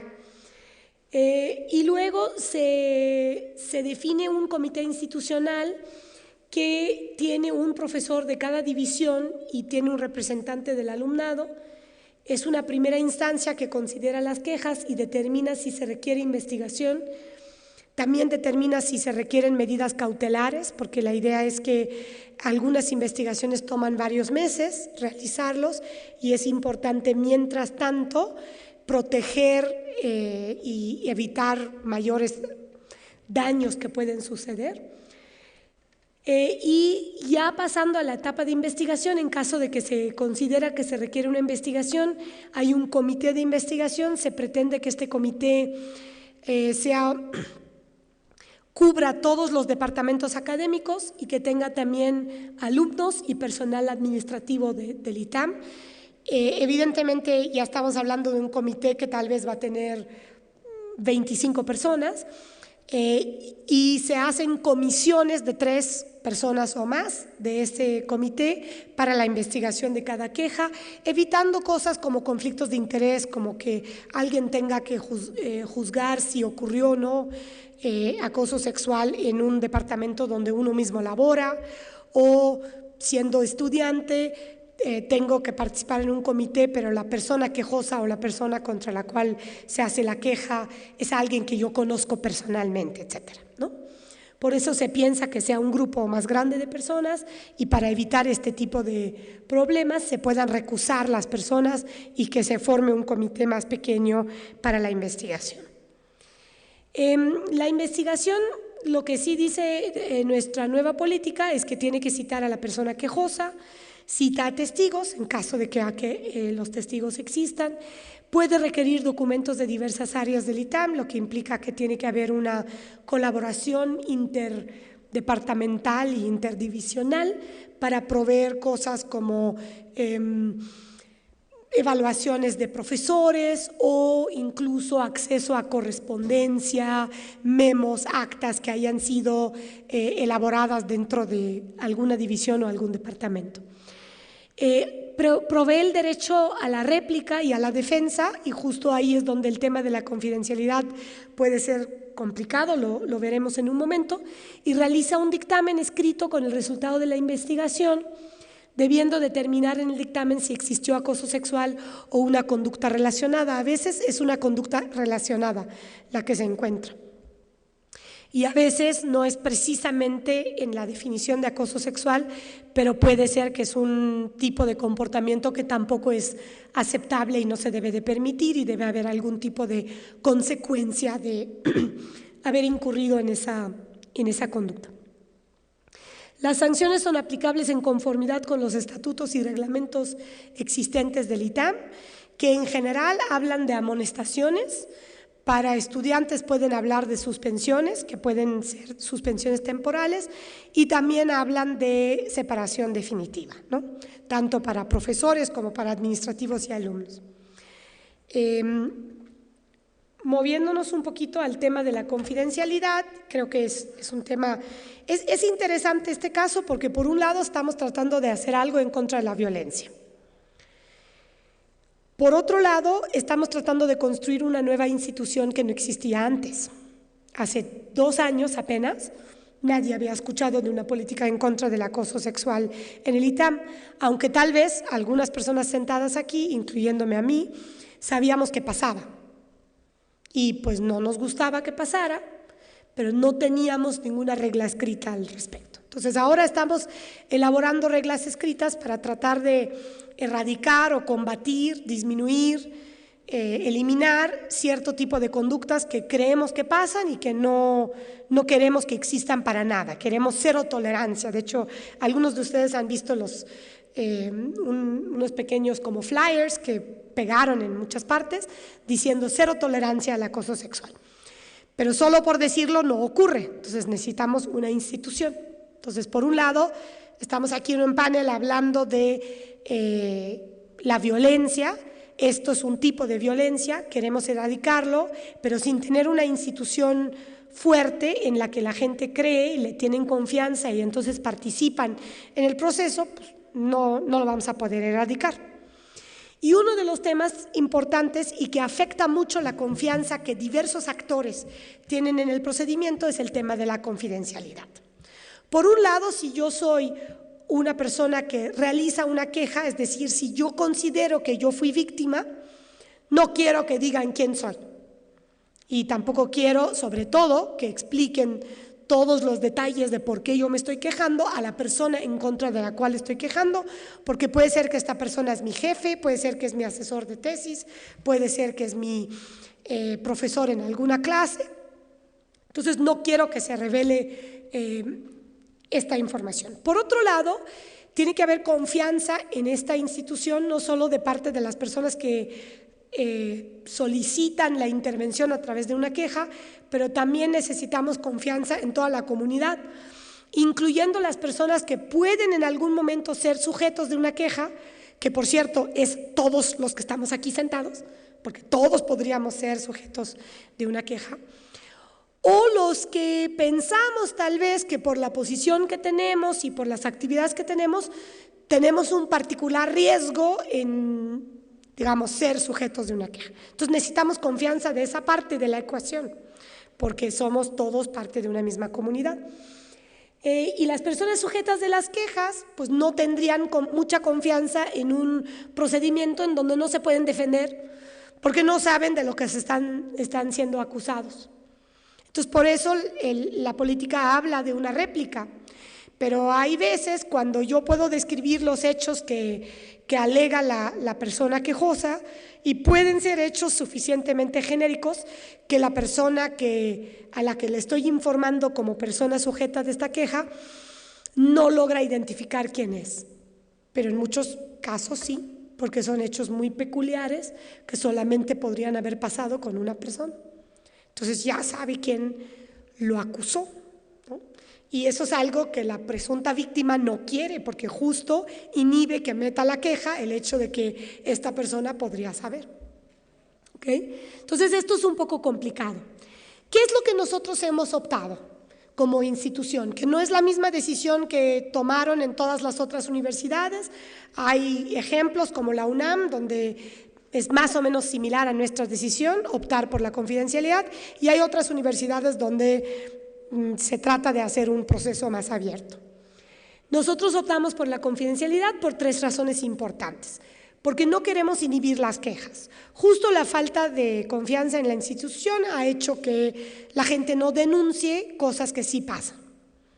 Entonces, ¿qué queremos? Fomentar más confianza a través de garantizar esta confidencialidad. Segundo, evitar convertir este procedimiento en uno de formalidad y de efectos legales. Este es un procedimiento interno. En el momento que se quita todo este tema de la confidencialidad e incluso se hacen algunas declaraciones que son de carácter público, entonces se abre a que, por ejemplo, al ITAM le llegue una demanda por difamación y bajo este tipo de situación de una demanda, pues se puede obligar al ITAM a revelar detalles. Y esos detalles son detalles que la persona quejosa no quería revelar. Por eso tenía poca confianza de entrada y había que animar a esa persona a que sí pusiera su queja. Y también para permitir medidas restaurativas, porque en el ambiente escolar la idea es apostar a una sociedad menos violenta y la idea es apostar a que la gente es capaz de aprender. Si la gente no fuera capaz de aprender, ninguno de nosotros estaríamos aquí. Entonces, si pensamos que la gente es capaz de aprender, tenemos que pensar que algunas personas, aunque actúen de una manera que constituye alguna agresión de tipo violencia de género o acoso, esas personas, no en todas las situaciones, pero en muchas, que pueden ser las menos graves, son capaces de aprender, de pedir una disculpa, de cambiar su manera de hacer las cosas. Pero claro, si a estas personas ya publicamos sus nombres en el Supuesto, en el Reforma, etcétera, pues difícilmente van a animarse a cambiar. Entonces, para poder privilegiar las medidas restaurativas, pensamos que es importante este tema de la confidencialidad. Por lo tanto, cuando hay un riesgo que proceder con la investigación y con el derecho a la réplica y todo esto va a hacer que la confidencialidad no se pueda guardar, aunque no queramos, pero no se pueda perfectamente garantizar, entonces esto se consulta directamente con la persona con la persona que hizo la queja, ¿no? Y es un poco lo que a mí me ha pasado muchas veces en diversos experimentos que he llevado en las juntas laborales para mejorar la justicia laboral, del trabajador que viene y dice, a mí me hicieron A, B, C, D, y le decimos, es totalmente ilegal lo que te hicieron, deberías de meter una demanda o deberías de solicitar la conciliación de manera formal. No, pero es que me van a boletinar y luego ya nadie me va a contratar, mejor no hago nada, ¿no? Y el argumento que yo he usado con gente, pues con bastantes personas de manera exitosa, es no, tienes que buscar el Estado de Derecho y si a ti se te hizo una injusticia, deberías de denunciar, deberías seguir el procedimiento y deberías de creer que esta institución te va a proteger, te va a mover de salón si es necesario, te va a ayudar en cuanto a tener mayor seguridad en tu integridad personal estando aquí en el ITAM y la gente no se debería de echar para atrás, pero sí se les hace conscientes de que ciertos aspectos de los hechos que se tienen que revelar pues podrían hacer que no se guarde esa confidencialidad perfectamente. Nada más para terminar, quiero decir que ni esta ni ninguna otra ley es perfecta. La implementación es crucial. Aquí pues ya no hay tanta gente porque creo que tienen clases, pero ustedes son parte crucial de la implementación. Entonces, ahora escucharon esto, vayan a decirles a gente, oye, escuché esta plática, escuché sobre la nueva política. Creo que si cualquier cosa pasa que tú dudas y dices, oye, yo creo que esto sí es una instancia de una violencia de género, un acoso sexual, un abuso de autoridad, un abuso de poder, denuncien. El problema no es que tenemos muchas denuncias, aunque, bueno, sí es un problema para procesarlas todas, pero ojalá que hubiera más, porque teniendo más, vamos a poner a prueba esto, vamos a saber qué es, qué no es, y tanto la comunidad como las personas que procesamos las quejas lo entenderíamos mejor, podremos hacer una mejor evaluación y podríamos de ese modo generar la confianza institucional que es necesaria para que podamos realmente de manera efectiva erradicar este tipo de comportamientos aquí en la universidad. Gracias.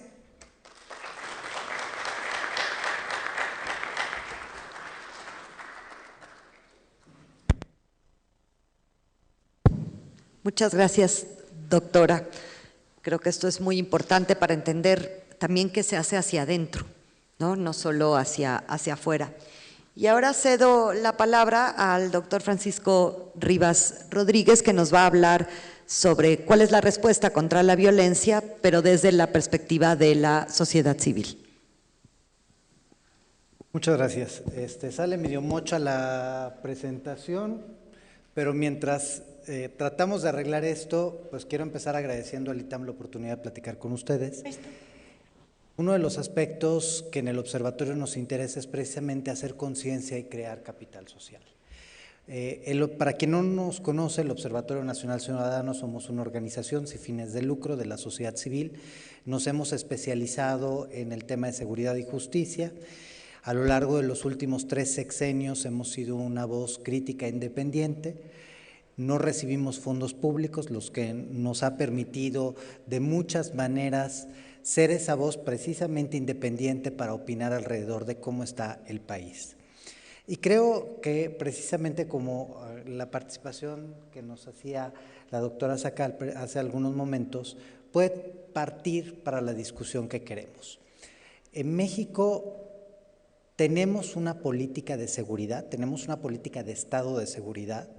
La verdad es que no, y no es que no la tengamos ahorita, no la hemos tenido. No la hemos tenido porque lo máximo a lo que logramos pensar en términos de definición de una política pública es al cumplimiento del mandato. No hemos logrado generar una política que nos diga dónde vamos a estar dentro de 20, 30, 40 y 50 años. Y por lo tanto, para llegar a esos 20, 30, 40 o 50 años, necesitamos construir ¿qué?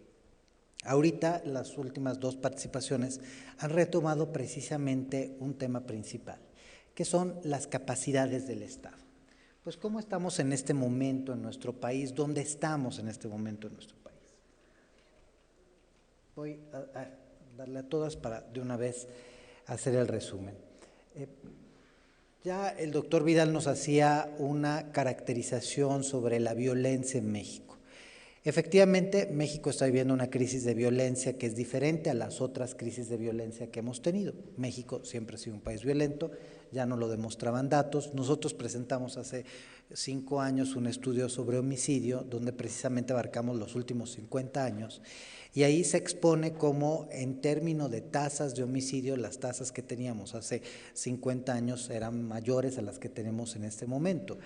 Pero ha cambiado la violencia, no solo en términos de dispersión territorial, sino de características de cómo se comete y para qué se comete esa violencia. Actualmente, pues México vive el año más violento de la historia moderna, por lo menos desde que tenemos registros comparables. Hemos venido en un debilitamiento de las condiciones de seguridad muy importantes. Ustedes recordarán que hacia el final de la administración del presidente Calderón, es decir, a partir del 2011, todos los delitos empezaron a bajar. Y así es como el presidente Peña recibe al país en un proceso de disminución de los delitos. Lo mantiene por 2 años y medio aproximadamente, pero a partir de 2016 se rompe el comportamiento a la baja, principalmente el homicidio, pero no solo, sino de todos los delitos, y de ahí empieza un repunte que no hemos logrado frenar. 2017 se posicionó como el año más violento de la historia del país en términos de homicidios dolosos, insisto, desde que tenemos registros comparables. 2018 lo rebasó y a estas alturas de 2019 ya rebasamos a 2018. ¿Por qué estamos así? Pues por una serie de factores. Entre ellos, pues precisamente, por un lado, que no tenemos las condiciones de país. El doctor Vidal nos hablaba de un N óptimo de policías. Yo me iría un poquito más allá, no se trata solo de policías, sino de aparato de Estado. Y si bien es difícil decir cuánto es el N óptimo, lo que sí debería de haber un N básico, por lo menos que corresponda a la realidad. Y aquí el problema, desde como nosotros lo hemos visto y analizado a lo largo de los varios delitos que estamos investigando, pues es que no tenemos las condiciones mínimas de Estado para poder enfrentar el problema. Tenemos pocos policías proporcionalmente con respecto a la población, y de esos los tenemos maltratados, mal pagados, mal capacitados, mal equipados, mal supervisados y mal guiados. Tenemos poca procuración de justicia. La magistrada nos hablaba precisamente sobre la deficiencia del papel de la procuración de justicia. Pues la verdad es que tenemos milagros, o sea, estamos muy mal como país en este momento. Hay que decir que no somos ni de chiste el país más violento de la región ni del mundo, pero el país comparado contra sí mismo no está en un buen momento. Y no está en un buen momento, pero insisto, es un milagro que no estemos aún peor, porque tenemos un número de servidores públicos dedicados a la procuración de justicia que es ridículo. Si nosotros volteamos a ver, aproximadamente cada ministerio público de nuestro país tiene a su cargo 250 carpetas de investigación. Según ustedes, ¿podemos investigar por lo menos un caso por día?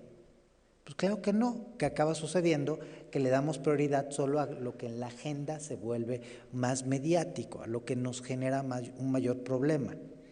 La magistrada nos hablaba hace poco sobre la declaratoria de género. Nosotros estamos haciendo un análisis en este momento para evaluar cómo funcionan las alertas de género. A priori podríamos decir que no funcionan, porque no hay ni una sola evidencia que una vez que hayamos declarado la alerta de género en una entidad, los feminicidios han bajado. ¿Y esto por qué no? Porque, insisto, estamos simulando. Tenemos un problema de simulación importantísimo en materia de seguridad. Y la verdad es que en ese sentido, en este momento en particular, no ayuda que no hay una definición de prioridades, que no hay una estrategia que podríamos llamar estrategia, es decir, hago 1 para luego hacer 2, para luego hacer 3, para obtener 4, y hay una serie de desarticulación de las instituciones que hace más difícil combatir los delitos. Si hace un año teníamos un problemón, porque fue un año catastrófico, hoy estamos todavía con un mayor problema porque por lo menos hace un año teníamos una Policía Federal que funcionaba más o menos bien, una PGR que funcionaba bastante mal, pero hoy tenemos una Fiscalía desarticulada y no tenemos ya Policía Federal. Y Guardia Nacional se tardará por lo menos 5 años más en ser una institución funcional. En ese sentido, estos es un poco los datos oficiales de los primeros 9 meses del año de cómo están los delitos. Y como pueden ver, pues prácticamente todo crece. Pero a mí no me preocupa solo esta lámina, sino a lo que voy es cómo vamos a cerrar el año. Pues 2019 no solo será el año con la mayor tasa de homicidio doloso, la mayor tasa de robo a negocio, la mayor tasa de feminicidios, la mayor tasa de trata de personas y de narcomenudeo, sino será el segundo peor año en materia de extorsión, el quinto peor año en materia de secuestro, el octavo peor año en materia de robo a transeúnte. Es decir, estamos en una situación crítica. Y esa situación crítica se ve reflejada también en el territorio. Si hace 6 años la violencia se encontraba encapsulada en menos de 10 entidades, hoy tenemos por lo menos las 2/3 partes del país que están en crisis. Ante ello, pues insisto, y creo que el doctor Vidal en eso hizo mucho énfasis, pues hay que tomar decisiones que son a veces impopulares y que tienen que ver con qué es lo que estamos intentando hacer. Aquí, por ejemplo, en el caso de, no sé por qué se movió ahí muy raro las letras, pero insisto, si nosotros volteamos a ver el presupuesto que destinamos a seguridad, nos damos cuenta que es irrisorio. Al inicio de la administración del presidente Calderón, México gastaba apenas el 0.5% del Producto Interno Bruto en todo lo que implica seguridad, desde la prevención hasta el sistema penitenciario, pasando por ejército, por las Fuerzas Armadas. Con Calderón el presupuesto sube hasta el 1.2% del Producto Interno Bruto y a partir del sexenio del presidente Peña, todos los años empezaron a recortarle, poquito. Entre 2018 y 2019 tenemos una caída de la inversión en seguridad que pues fue de más del 10% y que lleva la inversión en este rubro al 0.98% del Producto Interno Bruto. Y sí quiero ser claro con una cosa, ¿por qué es importante el gasto? Porque pues, menos dinero significa menos Estado. Permítamelo ponerlo de esta manera. Nosotros sabemos que tenemos que construir un edificio, que es el edificio de la seguridad. Entonces me dicen que necesito 1 millón de ladrillos, pero me alcanza para 5. Y sé que necesito varilla, pero pues no me alcanza para varilla. Y necesito 100 costales de cemento, pues no me alcanza más que para 2. ¿Ustedes creen que voy a construir un edificio? Pues ahí se ve.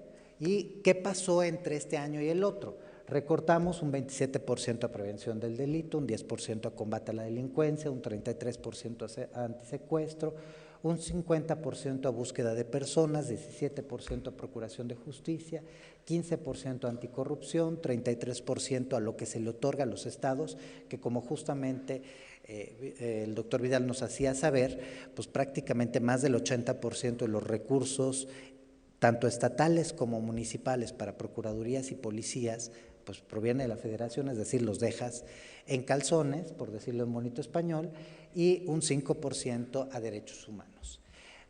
Pero dicho así no significa mucho. Pensemos que en México hay más de 40,000 desaparecidos.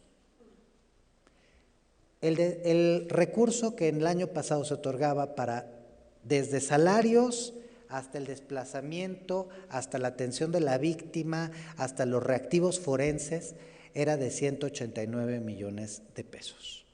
Hoy apenas llega a 90. Así, pues dígame si no es simular. De nuevo, yo quiero llegar a Monterrey con mi carro, pero resulta que a mi carro le falta una llanta y no tengo gasolina. ¿Llegaré a Monterrey con mi carro? Pues está muy difícil. Entonces, en ese sentido, no quiero ser nada más pesimista, sino quiero a partir de ahí construir y construir con ustedes. ¿Cuál es la posibilidad de trabajar juntos? ¿Cuál es la posibilidad de tener precisamente como sociedad civil un espacio? Nosotros en este momento estamos ayudando a muchas cosas.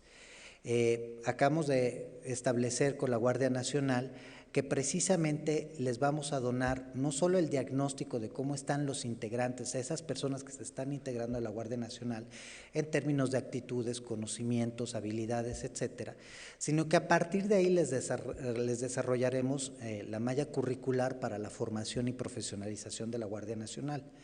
Después de eso les donaremos el contenido de los cursos, les capacitaremos a los instructores y supervisaremos a los instructores.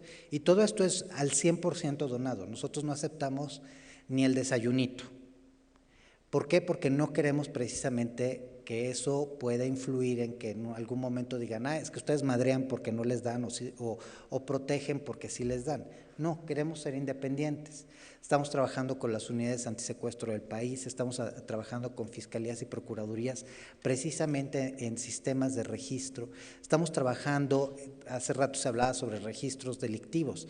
El actual sistema de registros es coautoría del Observatorio Nacional Ciudadano y nosotros nos dimos a la tarea de capacitar a todas las procuradurías y fiscalías del país, desarrollar los materiales formativos, desarrollar los materiales para los periodistas para que entendieran por qué ahora se registran los delitos de determinada manera. Y eso es algo que nace precisamente del interés. Quienes hemos sido víctimas del delito o quien simple y sencillamente somos mexicanos y nos preocupa nuestro país, sí podemos actuar. Y podemos actuar precisamente involucrándonos en algo que nos interesa. Yo recuerdo que, bueno, me voy a ir directamente a esta. Yo recuerdo cuando pasó el caso de Ayotzinapa, mucha gente me buscó diciéndome, quiero hacer algo. Yo le decía, a ver, no te inventes de un día para otro un tema del que no sabes nada. Pero recuerdo que en esa época estaban arreglando Mazarik y uno de los arquitectos que estaba en esta junta a la que me invitaron, vivía ahí cerca. Le dije, a ver, tú sal de tu casa, camina 2 cuadras, agarra un lápiz, una pluma y observa qué materiales están usando. Si son los materiales adecuados, si no son los materiales adecuados, cuánta gente está trabajando, en cuánto tiempo, si lo están haciendo bien, si lo están haciendo mal. Y luego regresa y si quieres te ayudamos a hacer solicitudes de transparencia para saber cuántos están gastando. Y sobre esa base decir si lo están haciendo bien o no lo están haciendo bien. Empecemos a involucrarnos en nuestras comunidades. El problema es sumamente complejo y no se va a acabar en los próximos años. Hay un problema importante y esto es lo que debería estar haciendo el Estado y no está haciendo. El Estado está tomando decisiones sobre la base de diagnósticos equivocados y eso lo lleva a acciones equivocadas. Todos somos favorables a que haya una redistribución de los recursos del Estado y todos somos favorables a que haya una disminución de la pobreza y de la desigualdad. No obstante, no hay evidencia suficiente que nos marque que los actuales niveles de violencia están relacionados con esa desigualdad y con la falta de acceso a recursos económicos. Tan es así que cuando nosotros hicimos el estudio de secuestro, pues encontramos que una parte muy importante, casi el 50% de los que dirigen las bandas de secuestro, son profesionistas o por lo menos gente de educación media superior, de clase media y que contaban con un trabajo cuando se involucraron en el secuestro. Eso nos demuestra que en nuestro país no todo se debe a la pobreza y a la desigualdad. Hay otros factores que se deben atender, que es la absoluta impunidad, que es precisamente la falta de un control de mercado de armas, que es la falta de un control de dinero que ingresa ilegalmente a nuestro país, que es la falta de combate real y serio al lavado de dinero, factores que no se están atendiendo y que son lo que debilitaría a los grupos delincuenciales. Pero ustedes son los tomadores de decisiones de mañana. Y yo he tenido la suerte de haberle dado clases a por lo menos 3 comisionados nacionales de Policía Federal, a varios procuradores, a la ex Procuradora General de la República, y es ahí donde puedes incidir. Y es por eso que me gustaría sensibilizarlos. Si pueden hacer algo, lo pueden hacer desde hoy. Tienen la posibilidad de ser una voz crítica, informada, de ayudar, de construir desde sus comunidades un México diferente. Porque la complejidad de factores no nos va a llevar a que todavía por muchos años tengamos una crisis. Y la ausencia de recursos, la falta de un diálogo real con la administración, pues no ayuda. Entonces, ojalá y ustedes ayuden a construir un México mucho mejor. Muchas gracias.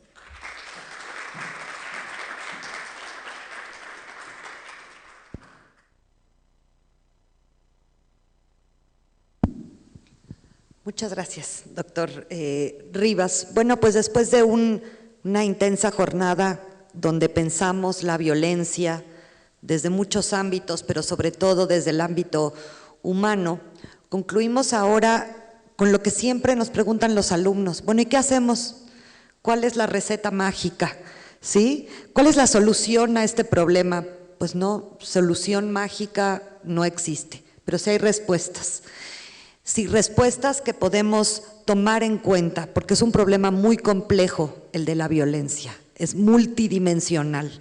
No solo tiene que ver con, como ya nos decía el doctor Vidal Romero, no es una cuestión de seguridad pública, tiene que ver con cosas más grandes. El ejemplo muy claro, lo que nos decía la magistrada García, donde las instituciones también no solo hacen violencia, sino reciben violencia, pierden credibilidad, hay un debilitamiento y se hace un círculo vicioso. Entonces, la violencia está en todas las estructuras y en todos los intercambios humanos. Y las respuestas que aquí tenemos desde la vida universitaria, lo que el ITAM como institución, así como otras instancias universitarias han tratado de hacer ante este problema que, como bien dice la doctora Joyce Atka, siempre ha existido, pero ahora se hace visible, los medios de comunicación, las redes sociales lo permiten, y ahí está la respuesta al ITAM, ¿no? No es perfecto, es totalmente perfectible como todo, pero hay una respuesta y un reconocimiento de que la violencia también está en casa, empieza en casa, y desde ahí hay que empezar a pensar. También el doctor Vidal Romero nos habló de cómo mirar de otra manera la violencia, los datos que se nos presentan, que no solo es una cuestión de policías y ladrones, ¿no? Y algunas propuestas como la legalización de las drogas, la fiscalización, la cuestión de armas. Y qué mejor ejemplo que yo constantemente digo a mis alumnos, el que nos muestra el doctor Francisco Rivas, ¿no? Bueno, ¿y yo qué puedo hacer para la violencia? Porque pensamos que todo está del lado del Estado. Y aquí tenemos un claro ejemplo cómo desde la sociedad civil, ¿no? A través de este Observatorio Nacional Ciudadano de Seguridad, Justicia y Legalidad se están haciendo cosas. Se puede trabajar de manera, digamos, apartidista, ¿no? Con el Estado, con tratar de fortalecer este Estado, este andamiaje que está muy debilitado, tratando de proponer nuevos enfoques, nuevas aproximaciones, con diagnósticos certeros para tener respuestas certeras. Entonces, respuestas hay. Yo les quiero agradecer a los presentes a la mesa y abro, ya somos pocos, yo sé que hace hambre, son 20 para las 3, pero abro la oportunidad a alguna pregunta que tenga el público a alguno de nuestros ponentes. Ya hace hambre. Pues sí, siempre hay alguien, siempre. Adelante. Muy buenas tardes, me llamo José Antonio, estudio RI y mi primera pregunta es ¿por qué antes de la prohibición de las armas en Estados Unidos aún así veíamos una violencia que estaba a la baja, ¿no? Entonces, muchos argumentan, bueno, una vez que 2004, 2006, acaba la prohibición, la violencia sube, pero ¿por qué antes no veíamos una violencia igual? ¿Por qué estaba bajando en México? Y la segunda es, basado en el perfil demográfico, si lo entendemos de reclutamiento del crimen, ¿qué políticas sociales pueden influir para que estas personas ya no sean reclutadas? Y si son de la clase media, ¿política social alguna puede hacer algo?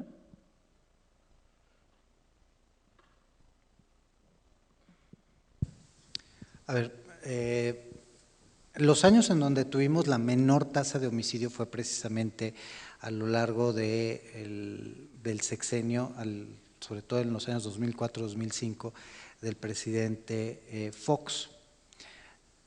Y aquí quiero ser claro, no estoy diciendo que eso sea efecto de sus decisiones, tan es así que en muchas ocasiones pues lo que se gestó en ese sexenio fueron las condiciones para que la criminalidad creciera.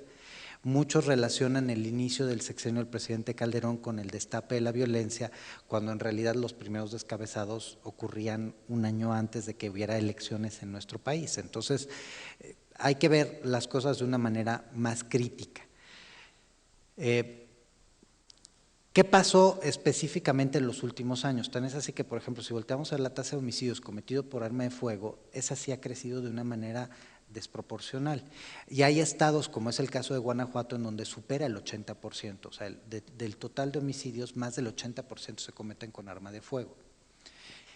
En Estados Unidos, con la entrada del gobierno del presidente Trump, se apagaron los arcos de seguridad. Como tú sabes, hay arcos de los dos lados que precisamente tienen una función que es la de identificar si un vehículo trae personas, dinero, armas, etcétera, etcétera.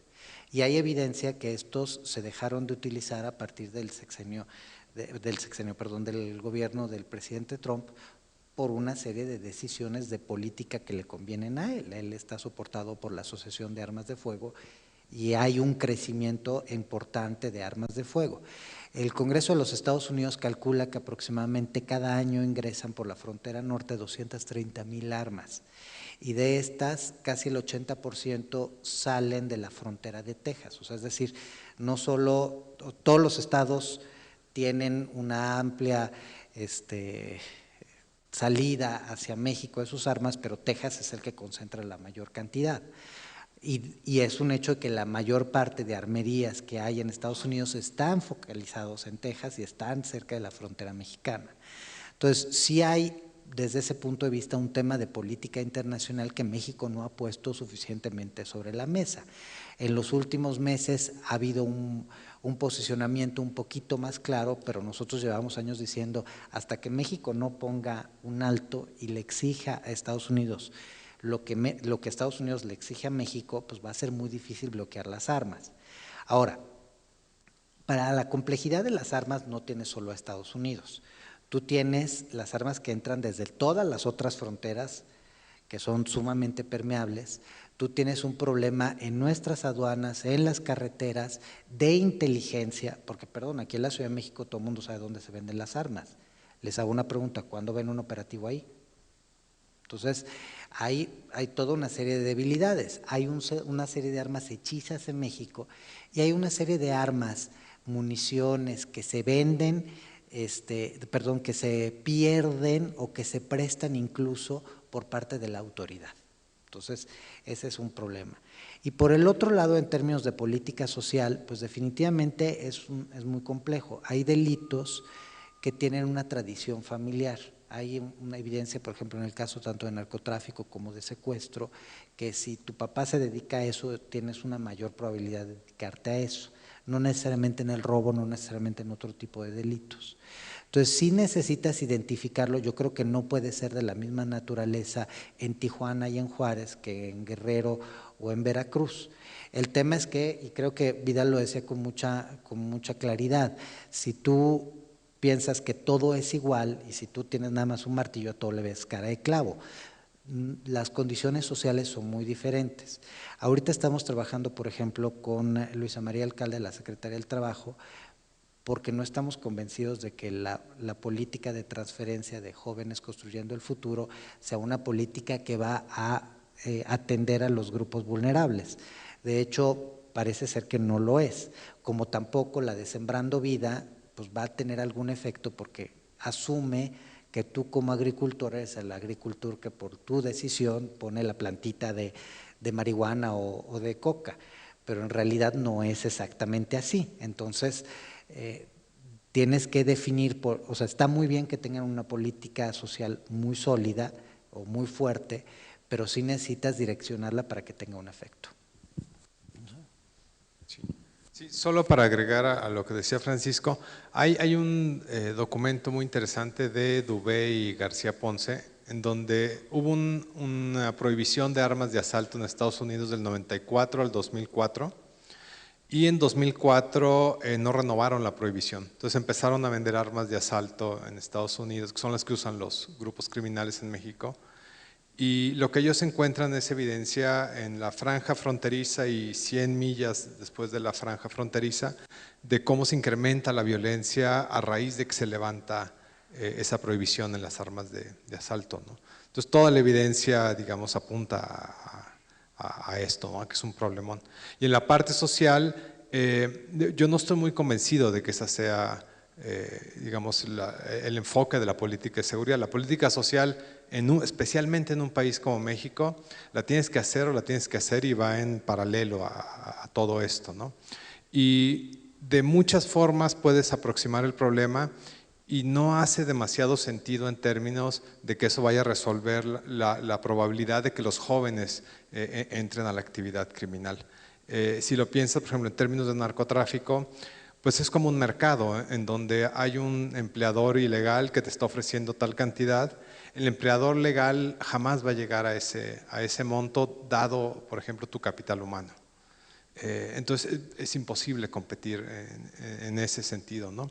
Luego están los otros delitos como los que hablaba Francisco, pues que a lo mejor sí tienen una raíz más social, ¿no? En términos de familia y esto, pero digamos no es de ninguna forma la solución. Y si piensas, digamos, en un país en donde pues ni siquiera podemos atender bien a las madres embarazadas, pensar que vamos a resolver, digamos, la situación de los jóvenes primero y luego resolver el problema de seguridad no es muy esperanzador, ¿no? ni viable, ¿no?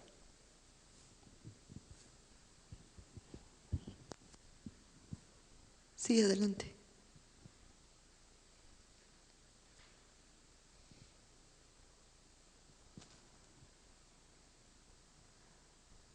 Hola, tengo dos preguntas. Una es, ¿en qué temas o de qué forma se debería de capacitar a los oficiales para tratar temas de violencia y de corrupción?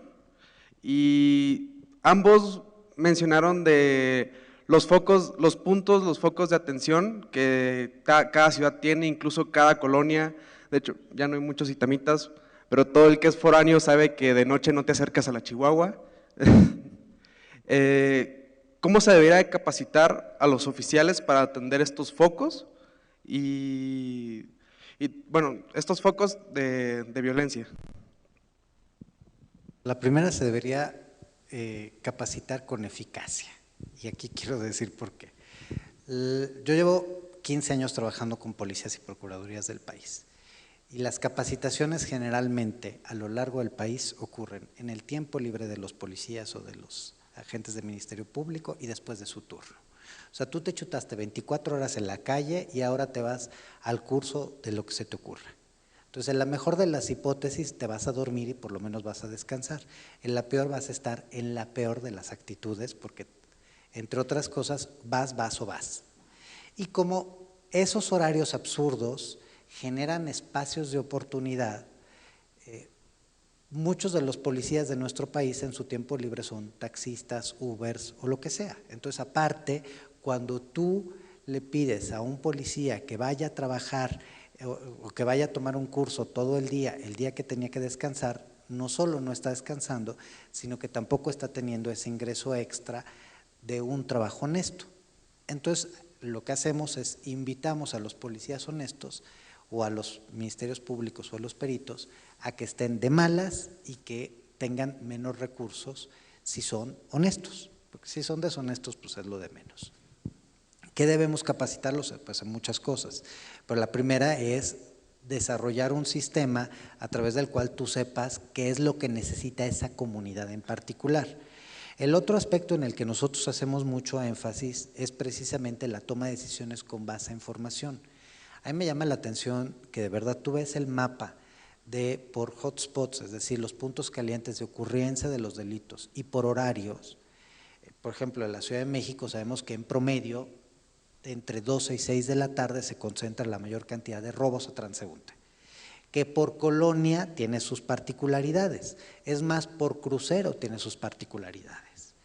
Un tomador de decisiones con un mínimo de conocimiento lo que te diría es, pues si aquí me están asaltando 5 a tal hora y en tales días, pues será mejor que aquí ponga un policía. El tema es que no hay evidencia que se tomen decisiones con base en la información. Hay una complejidad más que sí, ahí sí tengo que decirla con toda la claridad, porque tanto Alejandro Ope, que supe que sé que estuvo hace rato con ustedes, como su servidor estuvimos en Cámara y en el Senado insistiendo en que no se debía crear la Guardia Nacional, o por lo menos no como la estaban planteando. Y una de las cosas que insistíamos es tengan cuidado, porque una de las características que le están poniendo a la Guardia Nacional es la atención de delitos del fuero común. Se están dando un balazo en el pie. La autoridad federal no debe perseguir delitos del fuero común, pues lo dejaron. Entonces, si te asaltan en el Metrobús o si se meten a robar a tu casa, también es de competencia de la Guardia Nacional. Cuando la formación de la mayor parte de los integrantes de la Guardia Nacional son militares, que no conocen absolutamente nada de seguridad. Tan es así, entre los cursos que nos solicitó el general Bucio, era uno relacionado con la caracterización del delito, es decir, qué características tiene un determinado delito y quiénes son el victimario, quiénes son las víctimas, dónde ocurre y cómo debería ser la respuesta del Estado en ese sentido. Entonces, ¿en qué deberíamos capacitarlo? En muchas cosas, pero si yo te capacito, no superviso y luego te pido que hagas las cosas no como te enseñaron a hacerlas, sino como yo te digo, y eso es muy común, pues de nada sirve.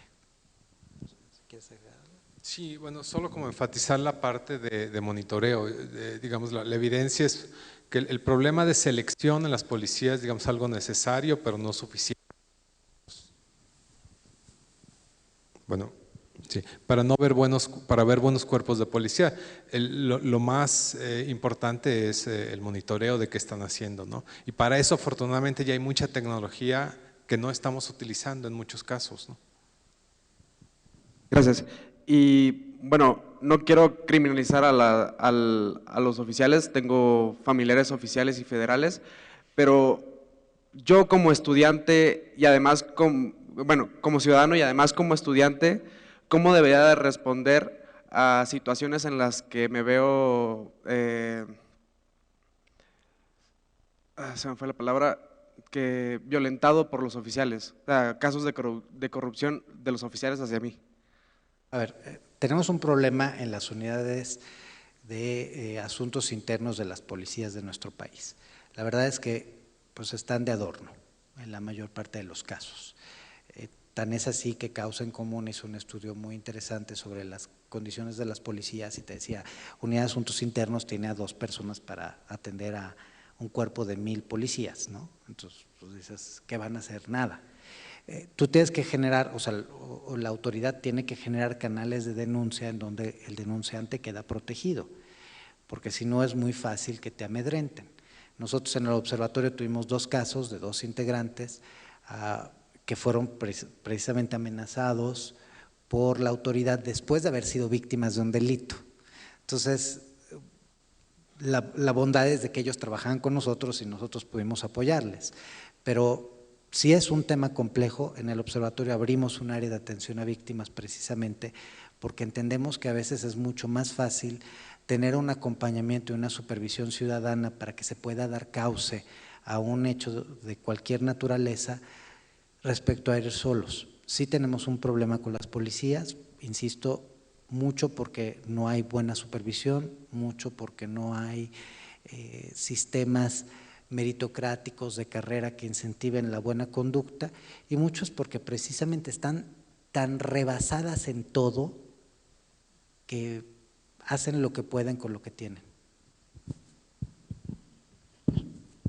Bien, pues con esto doy por concluida esta jornada de reflexión, violencia y violencias en México, hecha por el Departamento Académico de Estudios Generales y por el maestro Arturo Peláez. Muchas gracias por esta labor titánica. Gracias a nuestros ponentes, creo que todos nos quedamos con ganas de más. Gracias por su participación. Buenas tardes.